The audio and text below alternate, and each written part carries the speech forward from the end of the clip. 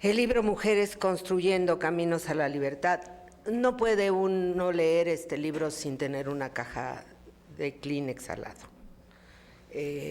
Resulta muy fuerte poderlo leer sin ese apoyo elemental.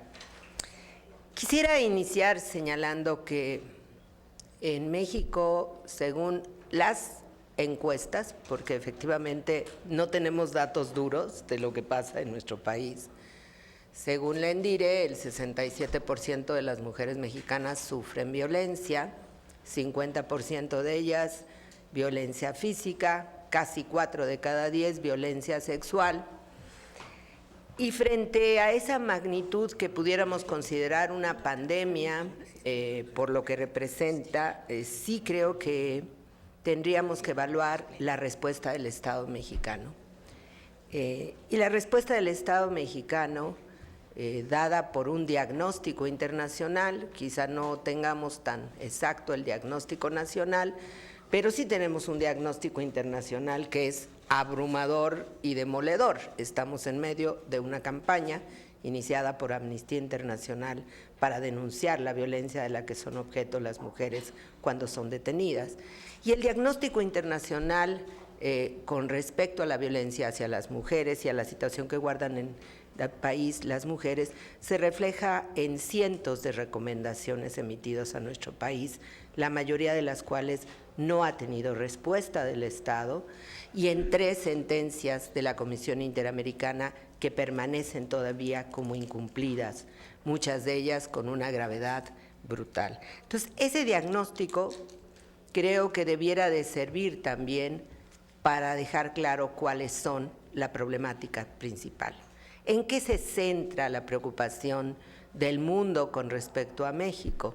Se centra sobre todo en los temas de las muertes violentas de mujeres y la impunidad que acompañan los homicidios, feminicidios finalmente reconocidos de mujeres en nuestro país.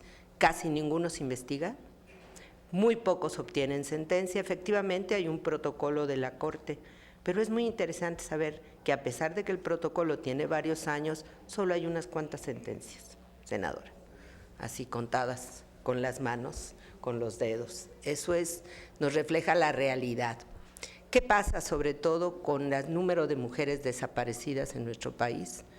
Varios reportes nacionales e internacionales lo consideran un tema central. Hay un reporte demoledor de una red de protección a niñas y niños que habla de más de 250,000 niñas jovencitas desaparecidas en nuestro país que no ha podido darse respuesta. Y hay un informe también muy demoledor que habla de las mujeres víctimas y niñas de violencia sexual, las cuales nunca obtuvieron justicia y que a pesar de tener una norma oficial, la 046, que debiera de haberse aplicado para con ellas, la mayoría no tuvo el beneficio de la aplicación de esta norma. Ese diagnóstico pues nos da la respuesta que hemos estado insistiendo del Estado. ¿Qué tan importante es la vida, la libertad y la seguridad de las mujeres para el Estado mexicano? Y lamentablemente tenemos que reconocer que esa vida, libertad y seguridad es muy poco tomada en cuenta. Las respuestas efectivamente, como dice la senadora, son desarticuladas, son ocasionales, son como poco oportunas y parecen más como el invento del día que una respuesta cotidiana. También tenemos qué pasa con los derechos humanos de las mujeres. Y aquí es todavía la situación mucho más grave. Ni siquiera estamos en el grupo de delitos de alto impacto. Esta es una situación todavía más seria y el Estado no ha tomado con seriedad, y hay que decirlo, los derechos humanos de las mujeres. Lo ha visto como un tema de trámite y un tema que puede seguir arrastrando uno tras otro mientras la protesta internacional crece y la protesta nacional crece. Pero sobre todo lo más dramático es que las víctimas de esta violencia siguen sin apoyo, sin atención, sin recibir las ayudas necesarias y sigue sin haber justicia y reparación. Esta es la realidad a la que nos enfrentamos. En medio de esa realidad tan cruda, tan difícil, está el trabajo de la Red Nacional de Refugios. Y esto hay que decirlo, si yo fuera una empresaria importante y tuviera este libro en mis manos, diría el mayor indicador de cumplimiento, de que sí se puede y sí funcionan las cosas, es la satisfacción de la persona que recibe el servicio. Y esta es una muestra de la enorme satisfacción de las personas que recibieron este servicio. Y es la muestra de lo que quisiéramos encontrar también como respuesta de las usuarias en la cantidad de instancias gubernamentales que se han creado de un día para otro, a las cuales no han tenido continuidad y no tenemos la respuesta de las usuarias. Creo que esto debería de ser el indicador que debería de utilizarse en todos los servicios que el gobierno y el Estado mexicano proporciona a las víctimas de violencia. Su encuesta de satisfacción, su testimonio de qué ha pasado o no ha pasado en su vida. Y a mí me llama poderosamente la atención cómo los constantes llamados de las mujeres que se presentan aquí, miedo, abandono, soledad, desesperación, tristeza, cambian por seguridad, bienestar, comprensión, ayuda, aprendizaje, valor. Es algo que en verdad quienes hemos dedicado buena parte de nuestra vida al compromiso de la lucha contra la violencia, te pega brutalmente. Porque quisieras que así fueran las cosas cuando las mujeres van a los servicios. Yo quisiera compartir, porque pues es darle voz a las mujeres y saber y demostrar que efectivamente sí se puede cambiar la vida de violencia por otra vida, por otras aspiraciones, y eso es lo que a mí me parece más importante. ¿Qué quisiéramos que fuera los servicios que el Estado diera? ¿Qué quisiéramos que fuera la política pública, sino una política transformadora que cambie esa vida de tristeza, de temor, de violencia de las mujeres? Yo quisiera compartir con ustedes solo unos cuantos testimonios, uno que describe a los refugios y que me pareció verdaderamente emocionante. Dice, es un lugar escondido, ese espacio secreto alcanzable solo cuando la vida se enfila hacia un escenario tan imprevisto como escalofriante. Esa puerta de salida cuando las opciones se cerraron en un laberinto de miedo, dolor e injusticia. Es un refugio, una mujer acostada y en peligro sacia la necesidad de sentirse seguras, de ver a los suyos felizmente vivos. Es el lugar de un nuevo principio, la estación de llegada para sentirse otra vez ella misma, fuerte y confiada.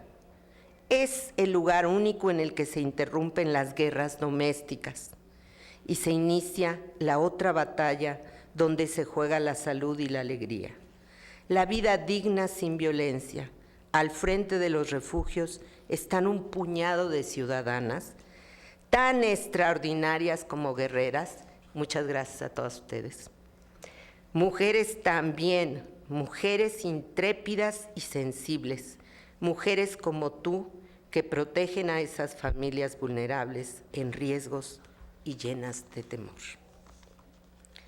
Viene otro que describe el centro externo, esos centros externos que ustedes se vieron obligadas a construir porque no había manera de dar continuidad al trabajo que se inició en el refugio. Y dice, simplemente necesitaba hablar con alguien, aunque no creía que pudiera servirme de nada, pues otras veces lo había intentado en vano.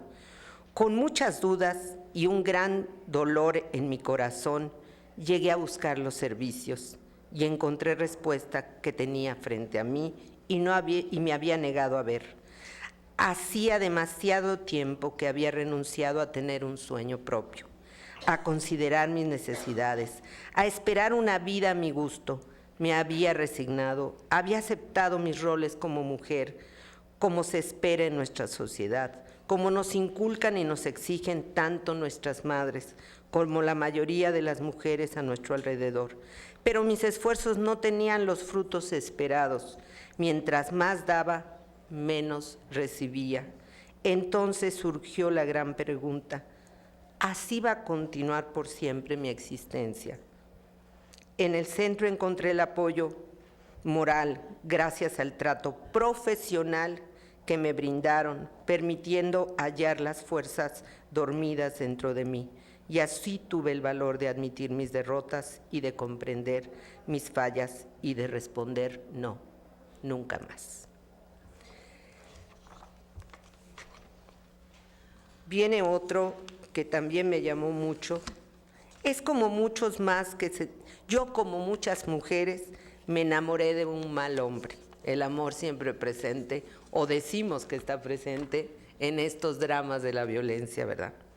Alguien que me envolvió en mentiras de amor y a la vez me rebajaba del alma con humillaciones y desprecios. Estaba atada con cadenas, con sueños y esperanzas rotas. Pero un día logré abrir los ojos y volar. Me liberé de mi verdugo. Renuncié a ese mal amor y me alejé con mis dos pequeños. Sin embargo, eso fue solo el primer paso. Meses de desesperación, pleitos, miedo, dolor me persiguieron. Liberarse de un verdugo emocional no es tan fácil. Fue una amiga quien me llevó al centro. En un principio dudé, no confiaba en nadie. Estaba acostumbrada a callar y aguantar. Por eso mi valor de renunciar a quien en mi vida sorprendía a todos. Acepté el apoyo del centro. Las chicas me ayudaron a fortalecerme, a divorciarme, a proteger a mis hijos y educarlos y ayudarlos. Con su apoyo pude hacer frente a mi verdugo y demostrar que ya no era más la ingenua víctima que él conoció. Superé mi baja autoestima, curé mis heridas y aprendí a luchar por mis derechos. Este libro está lleno de esos testimonios, todos igual de fuertes, de demoledores, pero sobre todo nos da una esperanza de que sí podemos cambiar las cosas.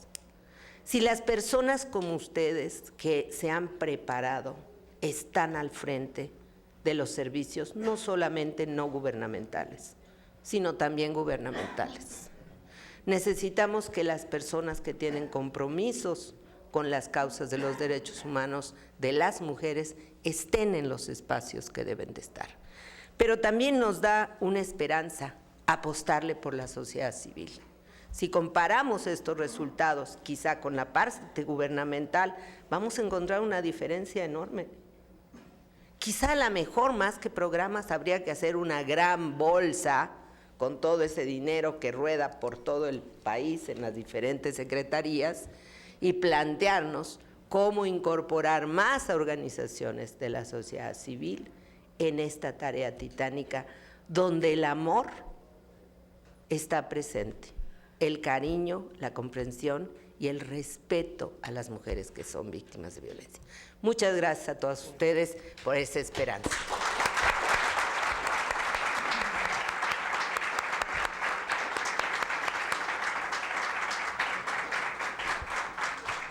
Muy bien, muchas gracias, Pati. Vamos a pasar a una ronda de preguntas, ¿les parece? ¿Sí? Entonces, levántenme la mano. ¿Quién quiere hacer? Usted, luego quién más. Vamos a hacer 4 preguntas. ¿Quién quiere hacer preguntas además? Muy bien. ¿Quién más? 2 más. Muy bien. ¿Otra?